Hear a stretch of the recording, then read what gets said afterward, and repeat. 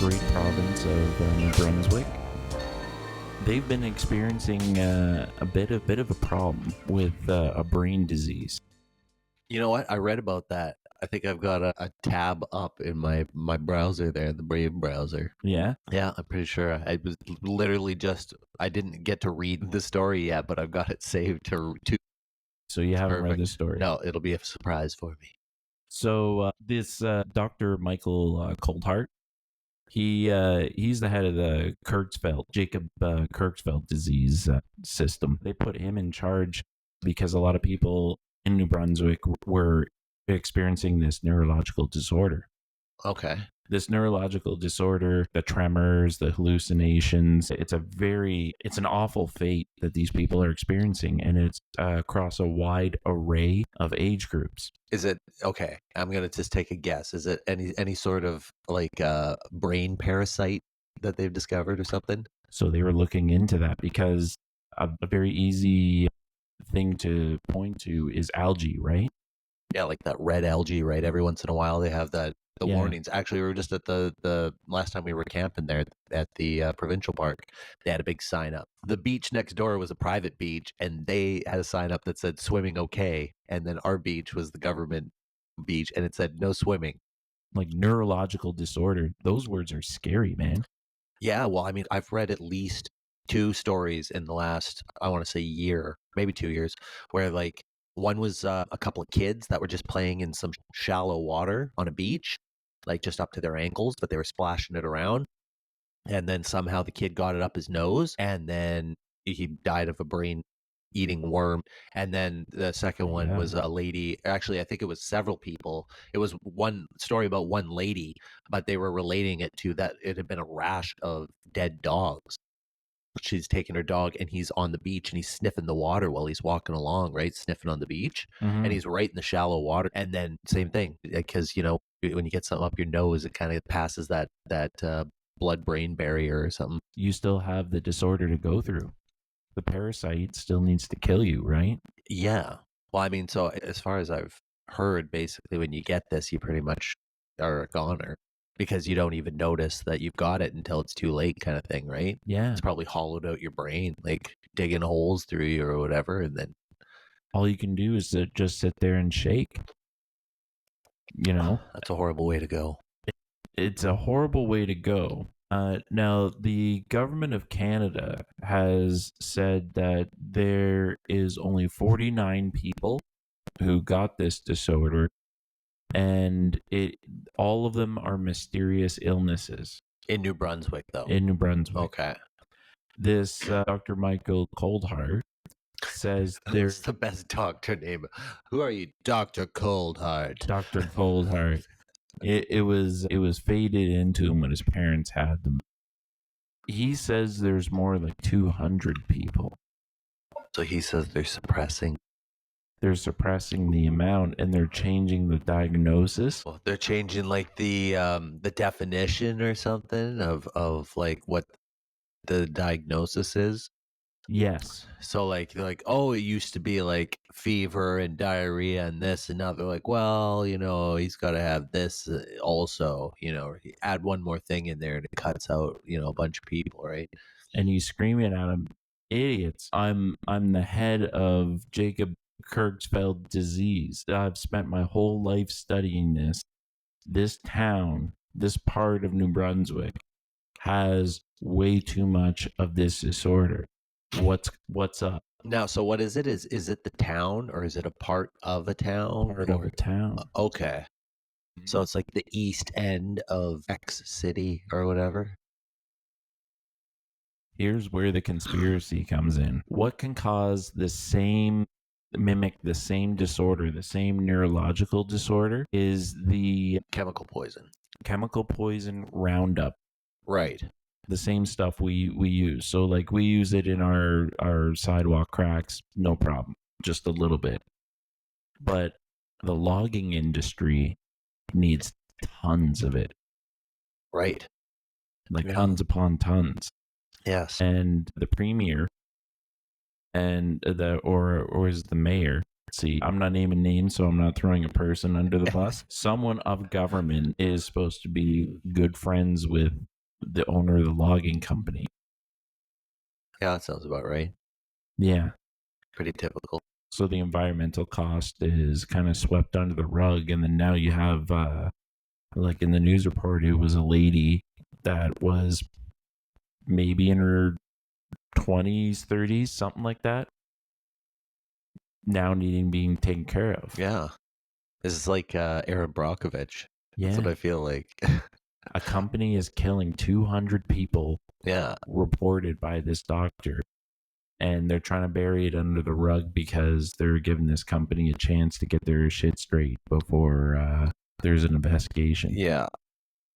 Fucking So like, shit. yeah, someone's gonna have to hold their feet to the fire, and they're basically like, let's get away with what we can until then, or hide what we know the hammer's coming down. So if we spend the next, a year, every month they get hide evidence and whatever Yeah. is the better, right? So if it takes 2 years or it never even happens, all the better, right? But Yeah. And then you want to wonder why people get radicalized. Each one of those people have family members. right. Each one of those healthy family members is probably fucking pissed. Whenever I think of a typical like radical tree hugger, I guess, I Yeah. always think of someone who's like fighting against forestry, like they're chaining themselves to a tree or something. Yeah. Like they're like super into it in their free time. Yeah, like that's not how it is nowadays, right? It's like way No. more like just gather on the street for protesting and, sometimes violence, bricks through windows and Antifa stuff, right? But now we're getting But back then, that was the peaceful '60s way, right? yeah. I mean, they're catching like so many like old killers and serial killers and stuff like that, like in the last like 5 years, probably. You See? know, That's just sick. from new gene technology and testing databases and stuff like that. Can you prove without beyond a reasonable doubt? Like it's got to be able to hold up in the court of law, right? Yeah. And they can, like you were saying, they can solve old mysteries by looking at like the genes of it. And I know that gets kind of like lost on us. It seems like magic, doesn't it? Yeah, yeah. I was just listening about a case today, actually, because that's what made me think of it. Because there was this case of I think it was in the '70s or the '80s. It was this young girl and her boyfriend. They were 17, and it was their prom night, and they were at a parking lot, like in a bowling alley. And they were just making out in a parking lot. Somebody rolled up and fucking slashed the boy, took him out of the car and like slashed his face with a knife and possibly shot him. God. And then ripped the girl out of the car and put her in the trunk and just drove off. And then they found her body 2 days later. It was a cold case for 40 years. And they just solved it like last year or the year before. Basically, they looked back, because they got new technologies, and Yeah. somebody looked over some old evidence that, because they keep all that fucking old clothing and all that stuff that they took off them.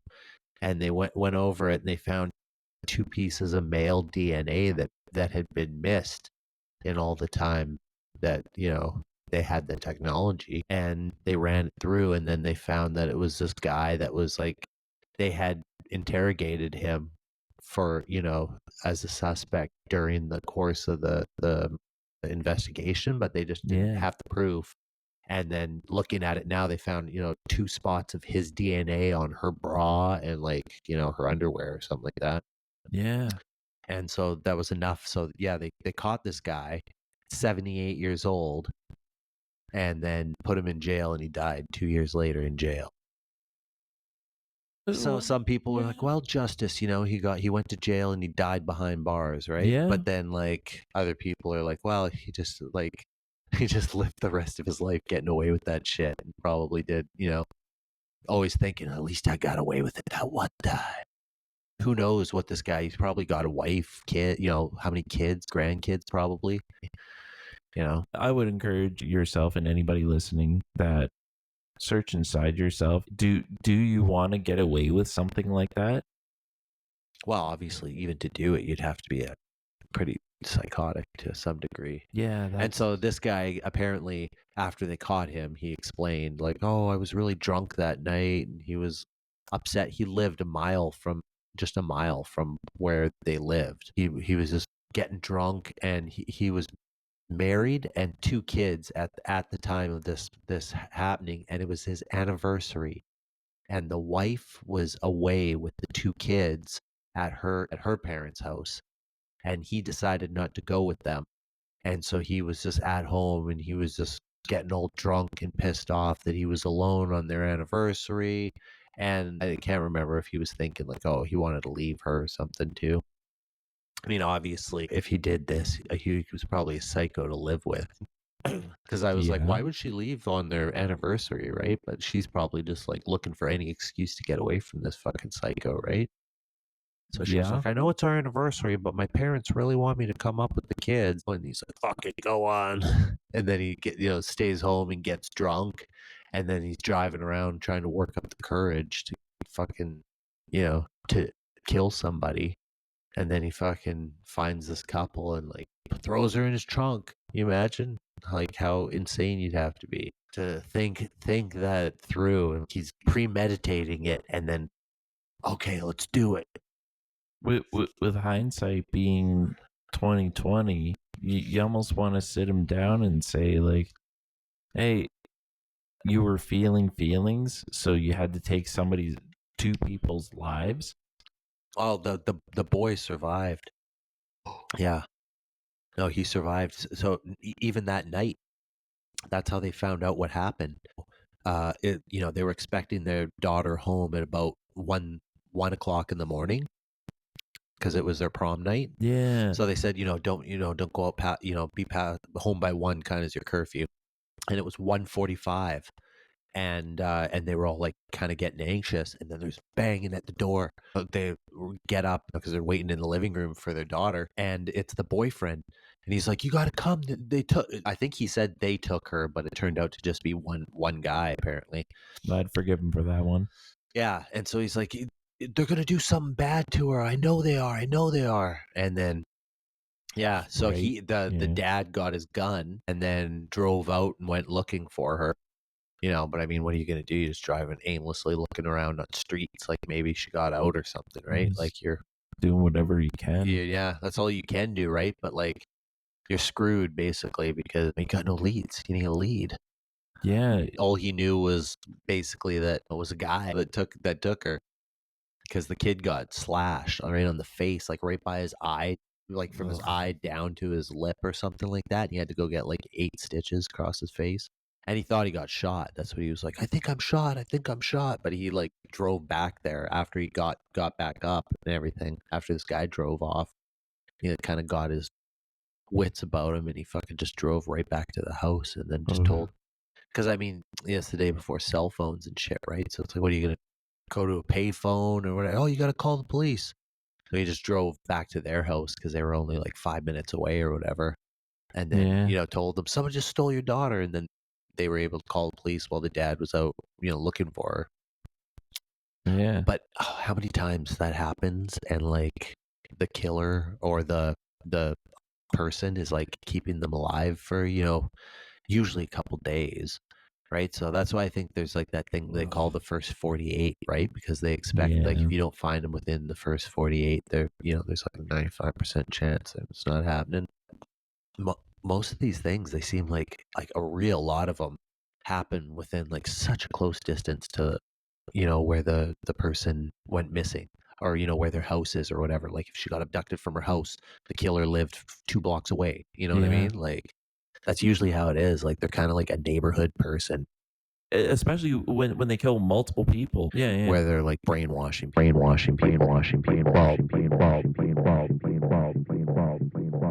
Who knows to what extent they could be doing that kind of thing? What if they're the ones that are unleashing these serial killers? Like Manson was said to have been like kind of an MK Ultra victim or something like that, Yeah, I think that's proven. Yeah, well, at least that he was like connected to have had a few experiments done with him on, LSD and shit like that. Yeah. Which they were using for that. that could have broke the barrier on him. Oh, yeah. Right. And then, he was a Scientologist, hey? I didn't hear that, but yeah, he was a high level Scientologist, like a level 2 or 3 or something like that. Out of like, I think there's like 7 levels or something. But see, I don't know this. What year was that religion invented? I think it was, well, so first it was called Dianetics. Right. Hubbard wrote a book called Dianetics, and I want to say that was like 54, somewhere around there. It would have to be before Manson. Yeah, no, it was way back, and because he was friends with Aleister Crowley and Jack Parson. The Bush line is really a Crowley line. Oh, yeah, right, because I've seen those pictures of Barbara Bush, right? She's just like got these big eyes where she looks like she's like an alien, basically. Yeah. And then they have it side by side with Aleister Crowley doing the same face, basically. And they look exactly the fucking same. This whole time, Aleister Crowley tapped into something, passed it on to L. Ron Hubbard.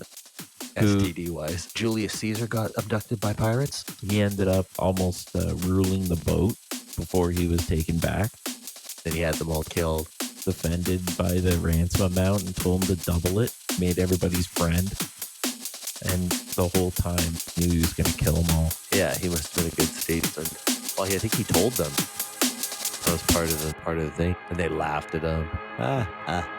Yeah. And it wasn't just balls. He was telling the truth. How do you fucking get in that number? And when you actually find out how a lot of that kind of shit works, like dating stuff, it's pretty eye-opening, because like they've got a large margin of error in there. Yeah. Like like to submit, you have to put in what year you're suspecting that this came from, I think it's a pot from 850 AD or whatever, and then they can come back and say, actually, it was 750. Yeah. Oh, okay. So, Yeah. they just put these fucking dates on there, right? And sometimes I've seen them where they're like, it's between, 45,000 and 345,000 years. Like that's a big fucking difference. So, like, if we think of, like, I think of World War II as, like, my grandfather. But, like, father to grandfather to great-grandfather, like, they all kind of, like, overlap by a bit.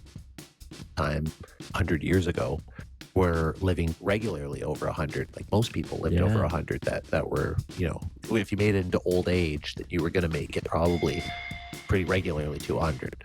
Yeah. And we've been going down steadily since then. But there's so many like news articles and shit like that. Emperor of China, he had letters from the Emperor of China that were congratulating him 150th. The further back you go, the more potent it is. That we lived longer before, that just like you're saying, that we are on this degradation, that we're kind of lucky that we have this kind of mental capacity now. Do you think it was so horrible before? Had it better before? It's just the horrible story is not so bad. It's